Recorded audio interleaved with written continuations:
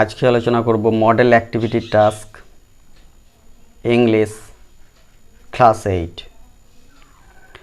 এখানে তোমাদের যে প্যাসেজটা দেওয়া হয়েছে সেটা হচ্ছে তোমাদের লেসন 7 কিং টেলস থেকে নেওয়া। এই যে এখানটায় লেসন 7 এ কিংস টেল এখান থেকে নেওয়া হয়েছে। এখানের যে তোমাদের 64 পাতায় দেখবে শেষের দিকে এই যে কিং আর্থার এখান থেকে তোলা হয়েছে। ঠিক আছে, এখান থেকে একদম পরের পাতায় 65 পাতা পর্যন্ত, 65 পাতার এই যে থ্রু আউট দ্য কান্ট্রি এই পর্যন্ত দেওয়া হয়েছে। এখান থেকে প্রশ্নগুলো দেওয়া হয়েছে। তোমাদের ঘরে প্রথমে প্যাসেজটা পড়তে হবে, ভালো করে পড়ে মানে বুঝে নেবে, নিয়ে এবার উত্তরগুলো করবে। এর দাগে complete the following sentence with information from the passage. Passage থেকে তথ্য নিয়ে তোমাকে এই শূন্যস্থানগুলো পূরণ করতে হবে। ঠিক আছে, একেরটাই কি আছে? The ring of King Arthur gifted England. দেখো এই প্রথমে লাইনই দেখো দেয়া আছে King Arthur could gift peace and prosperity to England. তাহলে পিস অ্যান্ড প্রসপারিটিটা উত্তর, এখানে লিখবে পিস অ্যান্ড প্রসপারিটি, অর্থাৎ কিং আর্থার ইংল্যান্ডকে শান্তি এবং সমৃদ্ধি দিয়েছিলেন। ঠিক আছে, 2 নম্বরে Lady Guinevere was the daughter of. Lady Guinevere কার কন্যা ছিলেন? The King of Cornwall. কর্নওয়েলের রাজার কন্যা ছিল। ঠিক আছে, তো দি কিং অফ কর্নওয়েল লিখে দেবে। 3 নম্বরে দি রিচলি গ্লিডেড প্যাভিলিয়ন ওয়াজ পেন্টেড। যে অস্থায়ী প্রাসাদটা তৈরি করা হয়েছিল সেটা খুব কারুকার্য বা খুব জাঁকজমকপূর্ণ যে প্রাসাদটা তৈরি করা হয়েছিল সেটা রং করা ছিল কীরকমভাবে? Crimson and dark blue. Crimson এবং ডার্ক ব্লু রঙে। ঠিক আছে, এ দেখো এখানে আছে painted crimson and dark blue, এটা উত্তর হবে। ঠিক আছে, বিয়ের দাগের আনসার দ্য ফলোয়িং কোয়েশ্চেন। নিচের প্রশ্নগুলোর উত্তর দিতে হবে। একেরটা, হোয়াই ওয়ার দ্য বেরন্স আনহ্যাপি। বেরন্সরা কেন অসুখী ছিল? দেখো তোমরা নিশ্চয়ই গল্পটা পড়ে বুঝেছো, বেরন্সরা অসৎ ছিল। তারা ওই তার রাজত্বটাকে গ্রাস করতে চাইছিল, তাদের নিজেদের স্বার্থ চরিতার্থ করতে চাইছিল। কিন্তু আর্থার কী ছিল? খুব ন্যায়পরায়ণ, হ্যাঁ, এবং খুব ভদ্র ছিল। সেই জন্যই তারা সেটা পেরে উঠছিল না, সেই জন্যই তারা রেখে গিয়েছিল। তো আমরা এইভাবে উত্তরটা লিখতে পারি। দেখো দি গ্রিডি বেরন্স, সেই লোভী বেরন্সরা ওয়ার আনহ্যাপি, অসুখী ছিল। Because king Arthur was gentle and just, কারণ রাজা আর্থার ভদ্র এবং ন্যায়পরায়ণ ছিল। ঠিক আছে, দুয়ের দাগে কোয়েশ্চেনটা কি আছে আমরা আগে দেখি। Give a brief description of the pavilion where Merlin took King Arthur.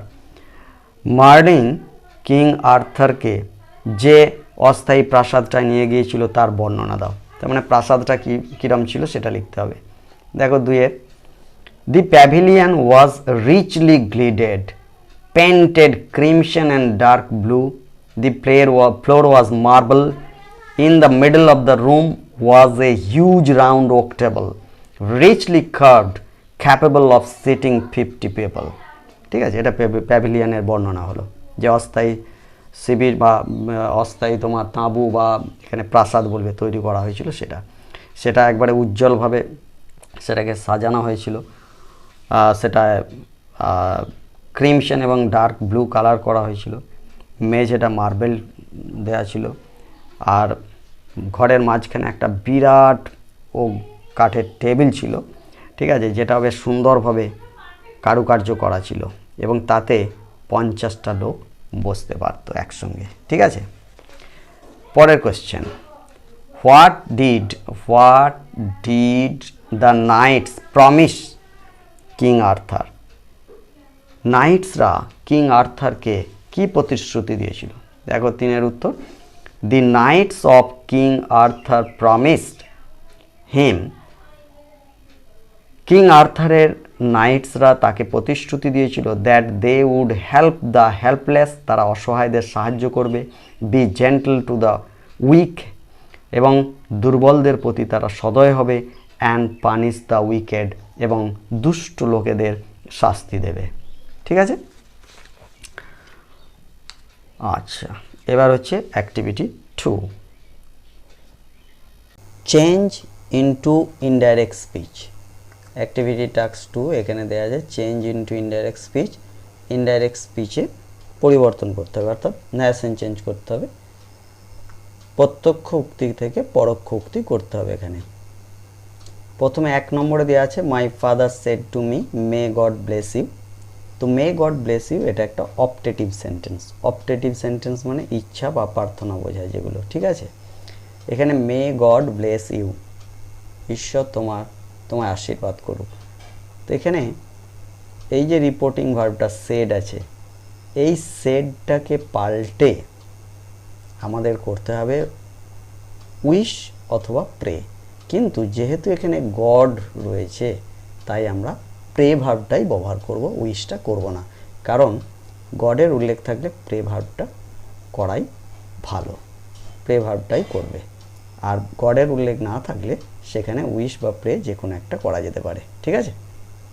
তো তাহলে আমরা এখানে কি উত্তর লিখব, যে মাই ফাদার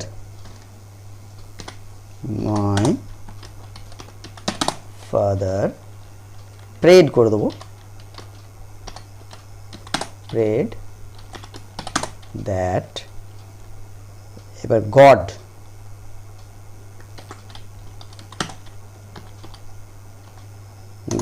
might ব্লেস ইউটা মি হয়ে যাবে। ঠিক আছে? কারণ আমাকে বলেছিল, তার মানে আমাকে কি বলেছিল, আমাকে বলেছিল তোমাকে ঈশ্বর তোমাকে আশীর্বাদ করুক। তো তোমাকে মানে আমাকেই বুঝিয়েছে, ওই জন্য মি হয়ে যাবে। ঠিক আছে? আচ্ছা, তারপরে কোয়েশ্চেনটা আমরা চলে যাচ্ছি পরেরটায়। পরেরটা আছে কি 2 নম্বরে, the police officer said don't go there. Police officer বলেছিল ওখানে যেও না, তার মানে পুলিশ অফিসার আদেশ করেছিল আমরা লিখতে পারি। তাহলে কি লিখব, এখানে এটা ইম্পারেটিভ সেন্টেন্স। ইম্পারেটিভ সেন্টেন্সে অর্ডার, রিকোয়েস্ট, অ্যাডভাইস এগুলো হবে রিপোর্টিং ভার্বটা। অর্থাৎ এই যে সেড ভার্বটা, এই সেড ভার্বটা হবে অর্ডার, রিকোয়েস্ট, অ্যাডভাইস। এখানে অর্ডার বোঝাচ্ছে তো আমরা অর্ডারই লিখব, আর এখানে ডু নট থাকলে নট টু হয়ে যাবে। কীরকম দেখা যাক, দি police officer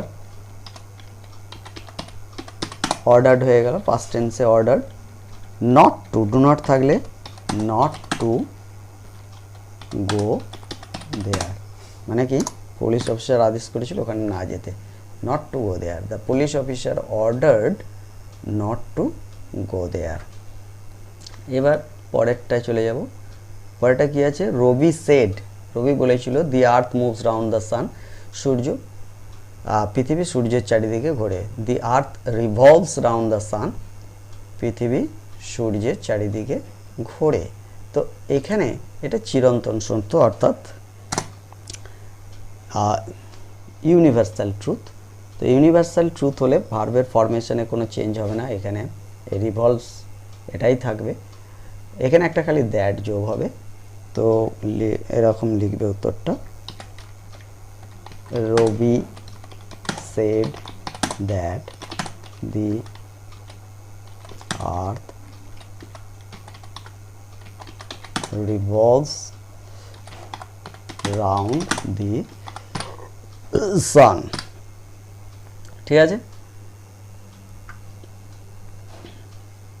Rabi said that the earth revolves round the sun। এবার আমরা চারেরটায় যাচ্ছি, the headmaster shed to me, headmaster আমাকে বলেছিল হোয়ার ডু ইউ লিভ, তুমি কোথায় বাস করো। দেখো এটা interrogative sentence. Interrogative sentence indirect করলে এই সেডটাকে পাল্টে আস্ক করতে হবে, এখানে সেড পাস্ট টেন্স তাই আস্কড হয়ে যাবে। তাহলে কি লিখব, দি হেডমাস্টার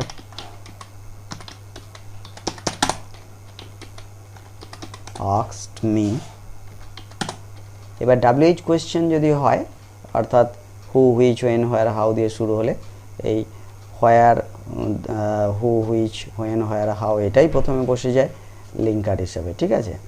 তো আমরা এখানে হোয়ার বসিয়ে দেবো, হোয়ার, এরপরে সাবজেক্ট আনবো, ইউ বলতে আমাকে বোঝানো হয়েছে তাই ইউ এর পরিবর্তে আই হবে, হোয়ার আই, আর মূল ভার্ব আছে লিভ, লিভের পাস্ট টেন্স লিভড হয়ে যাবে,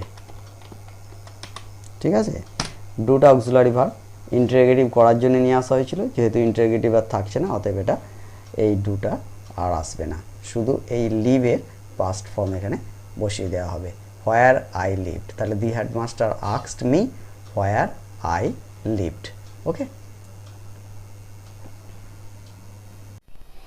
এবার হচ্ছে activity 3, classify the principal clause and the subordinate clause of the following sentences and write them in the table given below. এখানে তোমাকে শ্রেণীবিন্যাস করতে হবে প্রিন্সিপাল ক্লজ আর ডিপেন্ডেন্ট ক্লজ, তার মানে তোমায় বলতে হবে কোনটা প্রিন্সিপাল ক্লজ এবং কোনটা ডিপেন্ডেন্ট ক্লজ এই সেন্টেন্সগুলোতে, ঠিক আছে। এবং তোমাকে সেই অনুযায়ী এখানে এই ঘরগুলোই লিখতে হবে।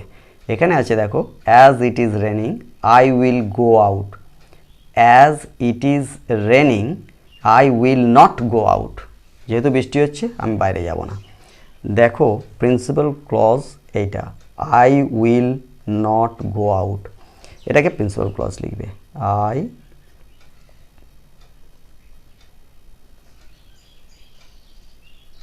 I will not go out, এটা প্রিন্সিপাল ক্লজ হবে। সাবঅর্ডিনেট ক্লজ কোনটা হবে, এইটা বাকিটা যেটা আছে, অ্যাজ ইট ইজ রেনিং, ঠিক আছে, হয়ে গেল। কারণ কি, অ্যাজ দিয়ে দেখো সাবঅর্ডিনেটিং কনজাংশন দিয়ে সাবঅর্ডিনেট ক্লজ বা ডিপেন্ডেন্ট ক্লজ শুরু হয়, তো অ্যাজ দিয়ে এখানে শুরু হয়েছে যেটা, তার মানে এটা ডিপেন্ডেন্ট ক্লজ হয়ে যাবে, ঠিক আছে। আচ্ছা, এবার 2 নম্বরে, ইট is certain that a barking dog does not byte, it is certain এটা নিশ্চিত, that a barking dog does not byte একটা যে কুকুর বেশি চেঁচায় সে কামড়ায় না, ঠিক আছে। এই যে ইট ইজ সার্টেন এটা হচ্ছে principal clause, it is certain এটা প্রিন্সিপাল ক্লজ হয়ে গেল। আর দ্যাট থেকে, তার মানে সাবঅর্ডিনেটিং কনজাংশন দ্যাট, এটা থেকে বাকিটা হয়ে গেল সাবঅর্ডিনেট ক্লজ, তার মানে that a barking dog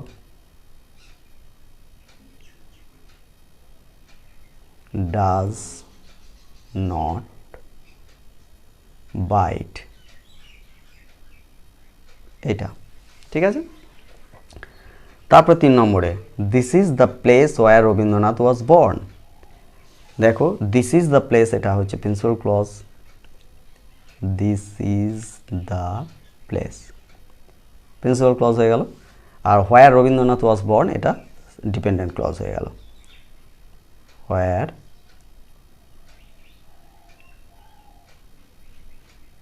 Rabindranath was born এটা হয়ে গেল ডিপেন্ডেন্ট ক্লজ বা সাবঅর্ডিনেট ক্লজ।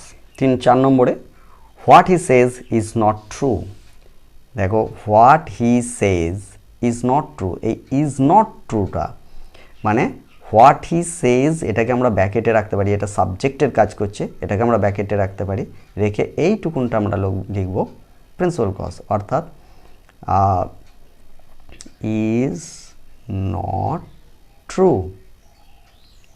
আমরা এটা উচ্চ রাখছি সাবজেক্টটাকে, ইজ নট ট্রু এটা প্রিন্সিপাল ক্লজ, আর হোয়াট হি সেজ এটা হচ্ছে ডিপেন্ডেন্ট ক্লজ, ঠিক আছে। আচ্ছা, তার মানে এই যে ক্লজটা হোয়াট হি সেজ এটা সাবজেক্টের মতো কাজ করছে, সেই জন্য প্রিন্সিপাল ক্লজের সাবজেক্টটা উজ্জ্ব রেখেছি, মানে প্রিন্সিপাল ক্লজের সাবজেক্টটা এখানে থাকবে, এটা সাবজেক্টের কাজ করছে, আমরা ওই জন্য ভার্ব অংশটা থেকে লিখেছি। আর যেহেতু এটাই সাবঅর্ডিনেট ক্লজ বা ডিপেন্ডেন্ট ক্লজ, সেই জন্য আমরা এখানে লিখিনি, একবার এখানে লিখে দিয়েছি এটা ডিপেন্ডেন্ট ক্লজ, ঠিক আছে।